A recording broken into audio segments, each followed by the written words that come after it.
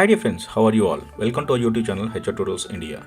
In this video, we are going to discuss how to fill the investment declaration form for the financial year 2026-27 step by step along with the latest budget updates.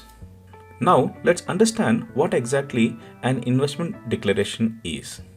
At the beginning of the financial year, your employer will ask you to declare your investments. Here, you don't need to submit any proof, but you just have to give an estimate of how much you are planning to invest during the financial year. For example, you may plan to invest in LIC, PPF, or pay house rent. You may simply declare these expected amounts.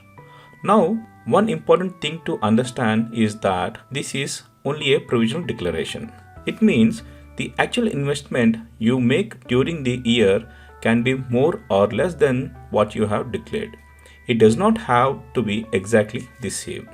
In simple terms, an investment declaration form is a document where you mention your planned investments and expenses that are eligible for tax deduction.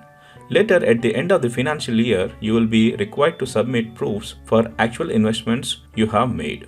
Now, you might be wondering, why does the employer ask for this? The reason is very simple. Based on your declaration, the employer calculates your taxable income after considering deductions like Section 80C investments, house rent allowances, house loan interest, or medical insurance. And based on these calculations, they deduct a fixed amount of TDS every month from your salary.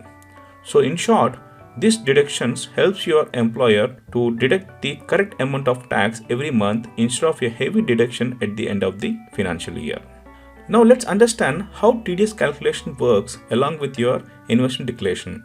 When your employer calculates your TDS, they consider all investments and expenses that you have declared, especially those are which tax exempt or eligible for deductions under the Income Tax Act. Based on this, your taxable income is reduced and accordingly a fixed amount of tax is deducted from your salary every month. At the beginning of the financial year, you must submit the investment declaration, and at the end of the financial year, you must submit proofs for those investments. Now, what happens if you don't submit these proofs? There can be two situations. Either you did not actually make any investment or you made the investments but failed to submit the proofs. In both the cases, your employer will recalculate your tax liability and additional tax will be adjusted in the remaining months of your salary, which may lead to a higher TDS deductions towards the end of the financial year. Now let's look at another scenario. What if you completely missed submitting investment declaration? Even in that case, you don't need to worry. Still you have an option. You can declare all investments while filing your income tax returns, that is ITR, before the deadline, which is usually 31st of July. However, this is one drawback here. Since extra tax would have already been deducted from your salary, we'll need to wait for your refund after filing your ITR. And this refund process may take a few months because it is processed only after return is filed and verified. So the best approach is always submit your declaration on time, provide correct proofs, and avoid unnecessary tax deductions and delays in refunds. Now let us see the tax slabs under new tax regime. Under new tax regime, 0 to 4 lakhs it is nil, and from 4 lakhs to 8 lakhs the tax rate is 5%, 8 lakhs to 12 lakhs it is 10%, 12 lakhs to 16 lakhs it is 15%, and from 16 to 20 lakhs it's 20%, and 20 to 24 lakhs it's 25%, and above 24 lakhs it is 30%. Now let us see the tax exemptions and limitations under new tax regime. Standard deductions. A standard deduction of 75,000 is available for salaried individuals and pensioners. Rebate. Under Section 87A, residential individuals with a net taxable income up to 12 lakhs can receive a rebate of 60,000, making tax liabilities zero. Marginal relief. If your income is slightly exceeds 12 lakhs, marginal relief is available to limit the tax penalty. Employees' contribution to NPS. Deduction allowed for employers' contribution to NPS section under 80CCD 2 up to 14% of salary. Most tax savings deductions under Chapter 6A, 80C, 80D, 80G, etc. and exemptions like HRA, LTA are not allowed in new tax regime. Surcharge on income tax above 50 lakhs or 1 crore, etc. exists, but with marginal relief. So friends, these are the exemptions and limitations under new tax regime. Now let us see the old tax regime slabs. Income tax slab under old tax regime is 0 to 2.5 lakhs, the tax rate is 0%. 2.5 lakhs to 5 lakhs, it is 5%. 5 lakhs to 10 lakhs, it is 20%. And above 10 lakhs, it is 30%. Now let us see the exemptions and limitations under old tax regime. Section 80C, deductions on investments. It is sealed to 1.5 lakhs. Now let us see what all are covered under Section 80C. Home loan principal, EPF, life insurance premium, ELSS, tuition fee and NPS are covered under Section 80C. Fixed income deposits like Sukanya Samriddhi Yojana and PPF and BPF, Public Provident Fund and Voluntary Provident Fund, and also post office deposits and national saving certificates. Interest on home loan under Section 80C and Section 24 is up to 2 lakhs. Then comes Section 80 TTA, that is deduction from gross total income for interest on savings bank account, and the limitation is 10,000. Then comes Section 80E, deduction for interest on educational loan for higher studies, and it has no limitation. Standard deductions, a standard deduction of 50,000 is available for salaried individuals and pensioners. And then comes Section 80EE, that is nothing but deductions on home loan interest for first-time house owners, and the limitation is 50,000. Then comes Section 80G, differs, deductions for donations towards social cause, and the percentage is 50% of the donation. Then comes the Section 80D, deductions on premium paid for medical insurance, that is 25,000 for family and 25,000 for parents. Then comes Section 80DD, deduction for rehabilitation of handicapped dependent relative. For 40% disabled, the deduction allowed is 75,000, and for 80% disabled, the deduction allowed is around 1.2 lakhs. Then comes the Section 80DDB, deduction for medical expenditure on self or dependent relative. The actual amount paid for the medical treatment is 40,000, and if it is for a senior citizen aged between 60 years to 80 years, then the limitation is 1 lakh. Then finally comes the rebate, Sections 87A, that is nothing but resident individuals with a net taxable income up to 5 lakhs can receive a rebate of up to 12,500, making tax liability 0. So friends, these are the exemption limitations under old tax regime. Now let us see the old tax regime investment declaration. Because in new tax regime there are no investment declaration happens. Investment declaration happens only in old tax regime. If an employee opts for a old tax regime, then he or she has to declare this investment declaration. Now let us see the theoretical part, how it looks like. Then we'll go into the practical part, how to fill the investment declaration form. As we already discussed the different sections under old tax regime, that is nothing but the basic deduction 80C, medical insurance 80D, interest on housing loan 80EEA, employer's contribution to NPS 80 CCD under section 2, interest on deposits like FDs under section 80 TTA, donations to charity 80G, then employee contribution for NPS 80 CCD, and any other deduction. Now let us see practically how to fill investment declaration form for old tax regime. This is how the investment declaration form looks like. It has different sections along with the introduction page, like section 1, 2, 3, 4, 5, 6, 7, 8. I will show you practically how to fill the investment declaration form.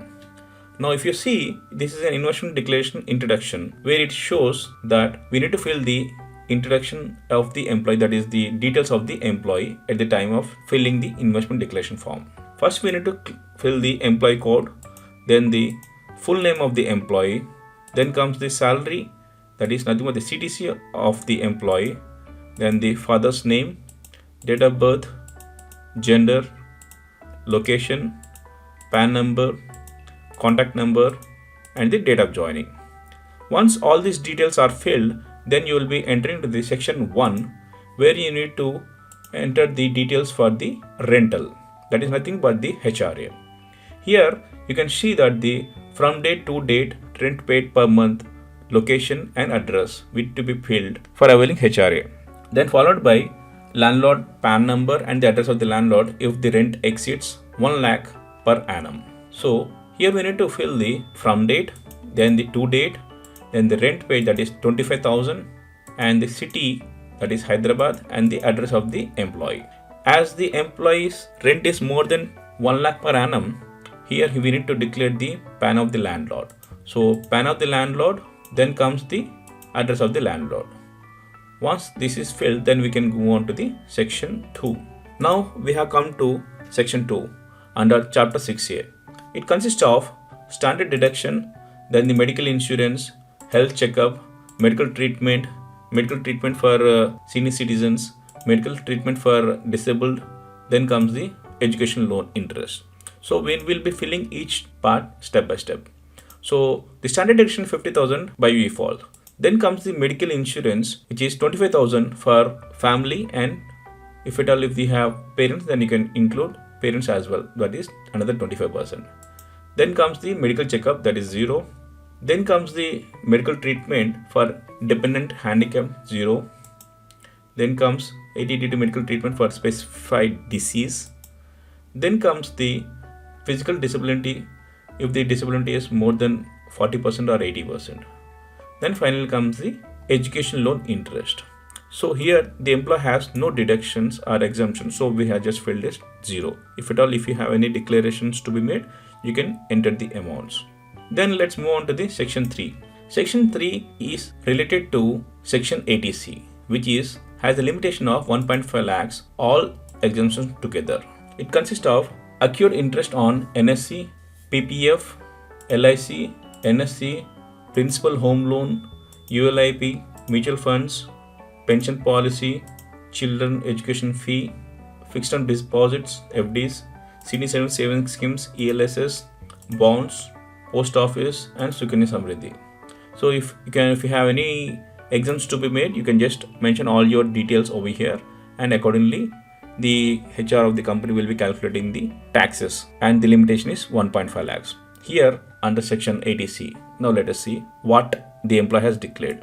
Accrued interest 0, PPF 43,200, LIC 30,000, NSC 0, principal and home loan 40,000, ULIP 0, mutual fund 0, investments under pensions policy 0, tuition fee 36,800, fixed term deposit 0, senior citizen savings scheme 0, ELSS 0, bond 0, post office 0, Sukanya 0.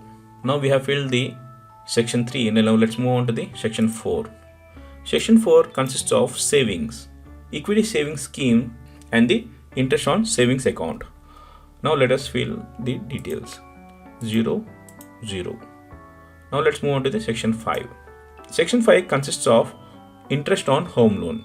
If an employee takes a home loan, then he or she has to fill all these details so that it gives a clarity that the person has taken loan and everything is authentic. Now let us see step by step what all details are to be filled. First, you need to fill the address of the property. Then comes whether it is self-occupied or rented.